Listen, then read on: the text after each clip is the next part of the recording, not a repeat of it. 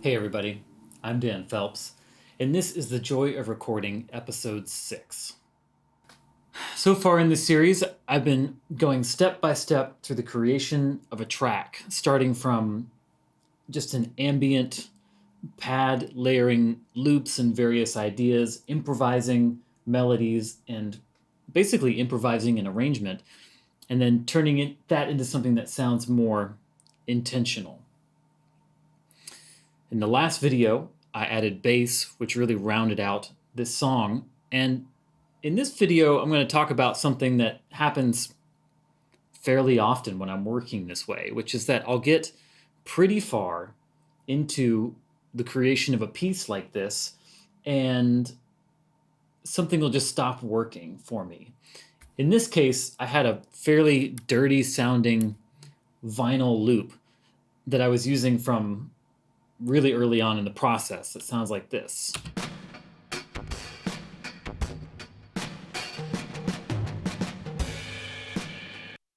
I've just found that that sound wasn't working for me anymore. I didn't like how it was sitting in the track, and overall, this piece has taken on more of an organic feeling. So I did what I do fairly often. I muted that and I went on the search to replace it with something that kind of fulfilled the same purpose, but with more dynamics and a better sound. And so I ended up playing drums on this, live drums. One of the reasons I'm able to get away with adding a drum kit after the fact to a piece like this, which is sort of backwards because normally I'd want to have drums first so that everything that's built on the track relates to the original timing and feel of the drums. But because I've played everything on this track, it means that my natural sense of rhythm and timing is in sync with everybody else in the band, i.e., all of the other instruments that I've played.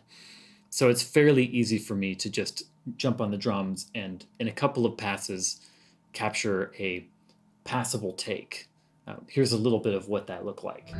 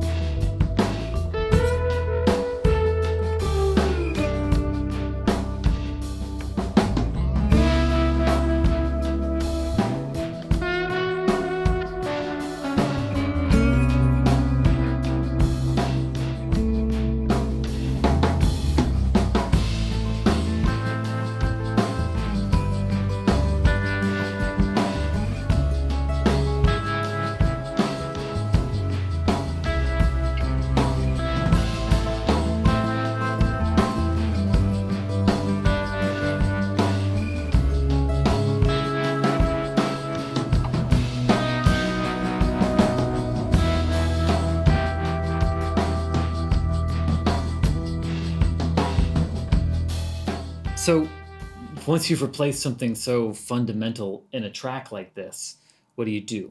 Well, first thing that I did after getting a drum take that I like is I just dropped all the faders to zero and rebuilt my rough mix so that I was building things around this new acoustic drum kit that I had played in.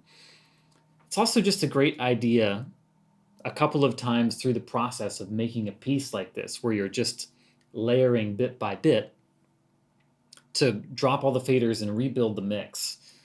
Sometimes you'll find that there are certain things that you were just living with that aren't necessary anymore. You can mute that track, and that frees up space in the mix and headroom. Or you just get a different view or idea of the arrangement by changing it up rather than sticking with exactly the same rough mix all the way through. I find that that's just a way to breathe some life and variety into the track as I'm going because I'm hearing it over and over again. Uh, Additionally, when I'm working like this, I'm continually making small adjustments to each instrument with what Pro Tools calls clip gain, which is where I can take certain sections of the audio and just change the volume of that piece or that particular clip. I'm always tweaking with the dynamics of various things. If I hear something that sticks out too much or something that doesn't stick out enough, I'll go ahead and adjust the clip gain, which is kind of a version of doing what I might do with compression later, making some of the quiet things louder and some of the loud things quieter. I'm kind of working the dynamics that way because the reality is all of these instruments didn't necessarily get played together at the same time. If you have a group of musicians who are all playing simultaneously, they're going to play dynamically in a different way than one person would doing overdub after overdub. I do my best to think dynamically when I'm playing and anticipate that stuff, but ultimately I can't always nail it. So as I'm going, messing with the mix, I'm also just tweaking little things here and there on individual tracks, kind of like I would if I were getting this ready to send out to someone to mix. So my encouragement to you here is don't be afraid to axe something that may have been in the track from the very beginning and seems fairly fundamental in order to get to the next space. Don't be afraid to replace something. And don't be afraid to drop all the faders and rebuild the mix. If the vibe of your track is dependent on everything being just so in your mix, then you don't really have a great track yet. You should be able to change the volume of individual things by a couple of dB without feeling like it all falls apart. Another way of changing things up and getting a new perspective on your piece, if you're listening to it over and over again, is to mute certain elements of the mix and listen to it without them. For instance, before I decided to put these drums on, I listened to everything except for the rhythm tracks, which allowed me to hear it in a different way and to hear a different groove. So don't be afraid to change things up. The cool thing about working in the computer is you can always save a new version and go back to the previous one if you completely mess it up. You can't get it back. I'm Dan Phelps. This has been The Joy of Recording. If you found this useful, please click subscribe and the little bell icon down below so that you get notified when I upload a new episode. And don't forget to check out episodes 1 through 4.